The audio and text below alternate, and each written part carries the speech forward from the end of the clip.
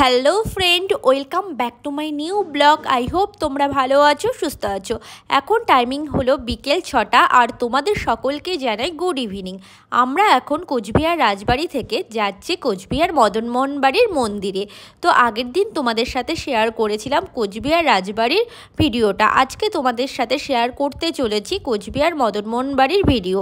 তো চলো, আমরা টোটোতে উঠে বসে পড়েছি। এখন আমরা যাচ্ছি কোচবিহার মদনমোহন বাড়ির উদ্দেশ্যে।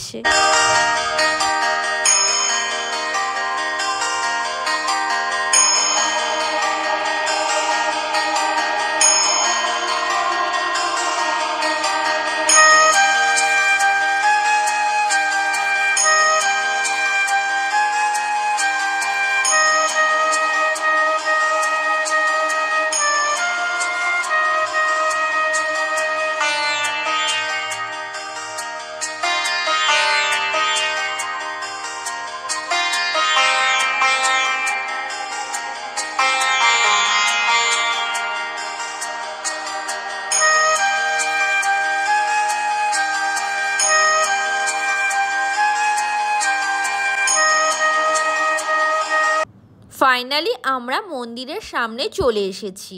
আর মন্দিরের অপোজিটে একটা পুকুর আছে, পুকুরটার নাম হচ্ছে সাগর দিঘি। তো মন্দিরে ঢোকার আগে এই পুকুরে স্নান করে তারপর মন্দিরে ঢুকে পুজো দেবার নিয়ম আছে। তো আমরা যেহেতু এখন সন্ধ্যের টাইমটায় এসেছি, ওর জন্য ওই পুকুরে গিয়ে একটু জল ছিটিয়ে নিলাম। তারপরে এখন আমরা মন্দিরের গেটের উদ্দেশ্যে যাচ্ছি। তো বাইরে থেকে বুঝতেই পারছি যে সন্ধ্যা আরতি শুরু হয়ে গেছে।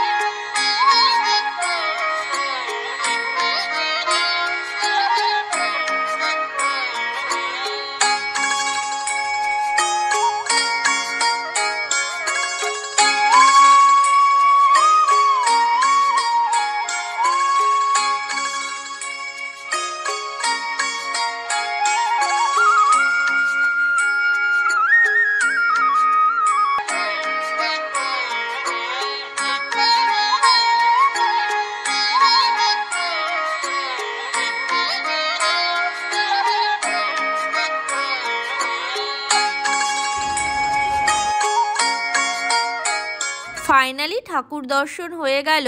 খুব সুন্দরভাবে ঠাকুর দর্শন করতে পেরেছি, মনটা খুব ভালো লাগছে।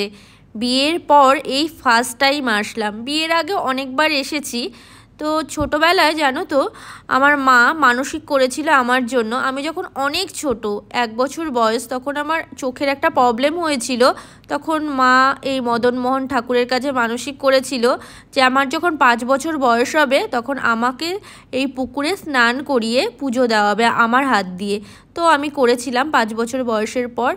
তো এই ঠাকুর ভীষণ জাগ্রত, ঠাকুরের কাছে যা মানত করা যায় সেটাই ঠাকুরের আশীর্বাদে ফলে যায়।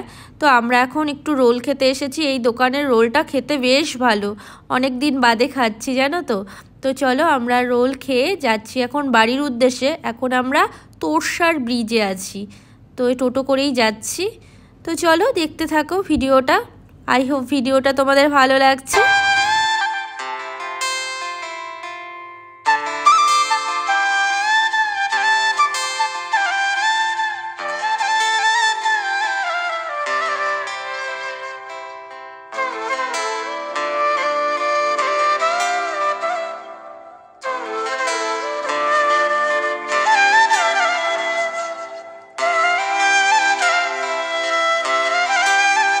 এই হলো সেই হসপিটাল যেখানে আমি জন্মেছিলাম।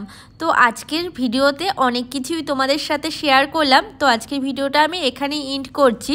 তোমাদের ভালো লাগলে লাইক করে কমেন্ট করে জানিও। তো আজকের মতো টাটা, তোমরা ভালো থেকো, সাবধানে থেকো, সুস্থ থেকো। Good night, sweet dreams.